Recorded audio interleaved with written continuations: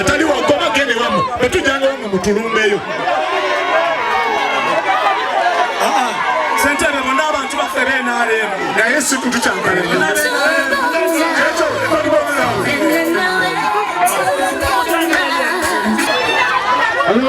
so sentebe This is a question to the president of this nation.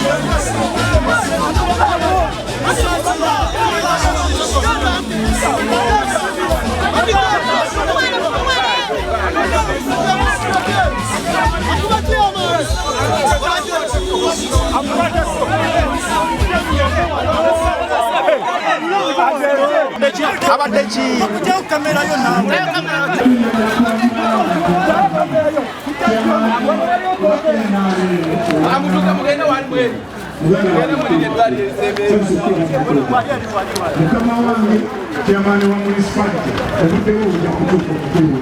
mukwasiza bigasikiragera ne chairman wa police naye agitwayiri tukwagala nnyo era tukubaza webano tukumapa bano okulembera kwekutufaanana naye mweka omukulembeza babalemuze museveni omukola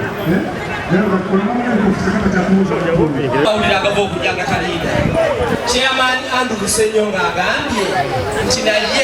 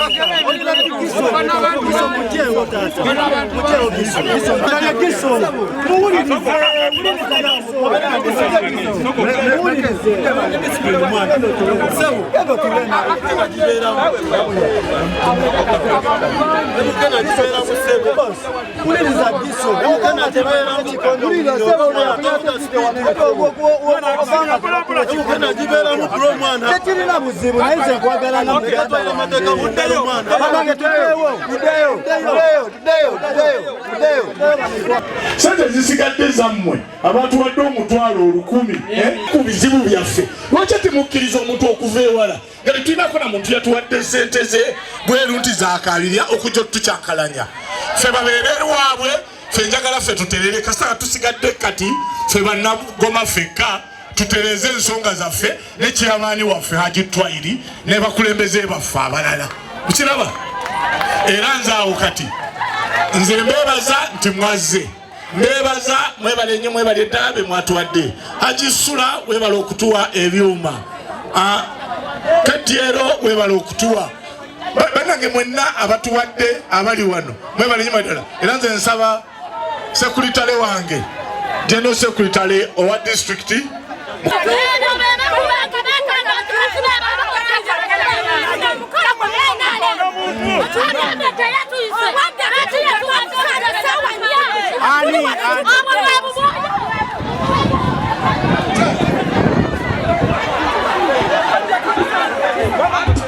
Yawo onalego nakawesa alalisi waffe empisa ziri mweneyale mu kibiina ziraba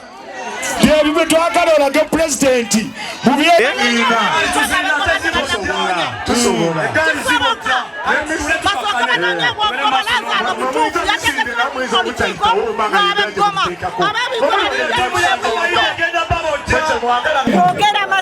Kwogera mazima ate lwakuba ffe batumye obuzinda abakwogera naddala abo abakulembeze bennyini ababagamba nti sente balyange ebutakulira kuli lwaki tebaagala omukulembeze w'eggoma Lazaalo musajja mubi nnyo kyakoze okutugoba ku mukolo gwe nga naffe tuli bannamukono tuli b'Enyaleemu naye n'atugoba ku mukolo nga naffe tuzze ku mukolo gw'Enyaleemu era Lazaalo musajja mubi nnyo kyamaani w'eggoma wano abaana baatuganye otuwa akazindaalo kubanga tubakubira ddala ebibakwatako olwakasabutabakulira kuli tuddako bwawuzi omukulembeze yennaye muntu omu oteekawo bantu kwagatoyo wasimanyi owendo ggoma olwo kuba kwagata oba ayawulako bwawuzi bafuga byati bye basobola bye batasobola yandirese omuntu n'alyogera n'ataddira obukugu bwate n'abuleeta mu bantu olwo kuba kwegatta oyo balina mukulembeze oyo tokasunemu ate njagala pulezidenti kennyini akimanye